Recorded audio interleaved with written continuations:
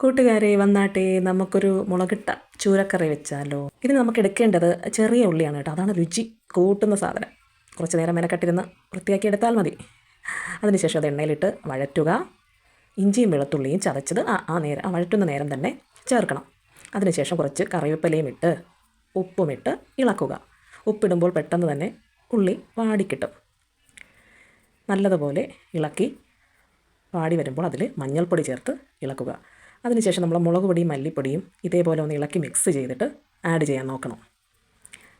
തക്കാളി അരിഞ്ഞതും ആ സമയത്ത് ആഡ് ചെയ്യുക.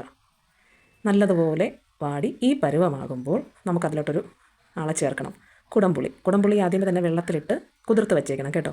ആവശ്യത്തിന് നിങ്ങൾക്ക് പുളിപ്പ് എത്രത്തോളം വേണം അതനുസരിച്ച് ആഡ് ചെയ്താൽ മതി.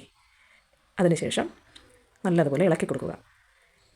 കുരുമുളക് കൂട്ടനെ ആഡ് ചെയ്യേണ്ടത് ഈ സമയത്താണ് കേട്ടോ. അപ്പോൾ കുരുമുളകും ആവശ്യത്തിനനുസരിച്ച് ചേർക്കുക.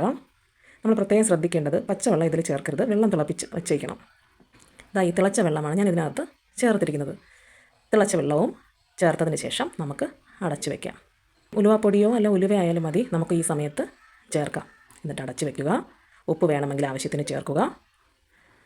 അത് നല്ലതുപോലെ തിളയ്ക്കും വരെ കാത്തിരിക്കുക. തിളച്ച് കഴിഞ്ഞതിന് ശേഷം നമ്മുടെ മെയിൻ ആളായ ചൂരക്കുട്ടപ്പന്മാർ ആഡ് ചെയ്യണം.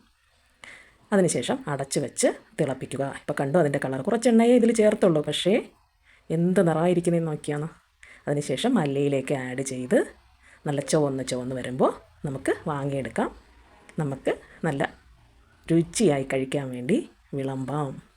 എല്ലാവരും ആസ്വദിച്ച് കഴിക്കും കേട്ടോ, ഉറപ്പാണ്. നിങ്ങളും ട്രൈ ചെയ്യൂ. ഈ കറിയുടെ പ്രധാന പ്രത്യേകത എന്ന് പറയുന്നത് നമുക്കിത് ഒരു ദിവസം കഴിഞ്ഞ് കൂട്ടുന്നതായിരിക്കും ഏറ്റവും രുചികരം. എല്ലാവരും അതും ഒന്ന് ട്രൈ ചെയ്യണേ.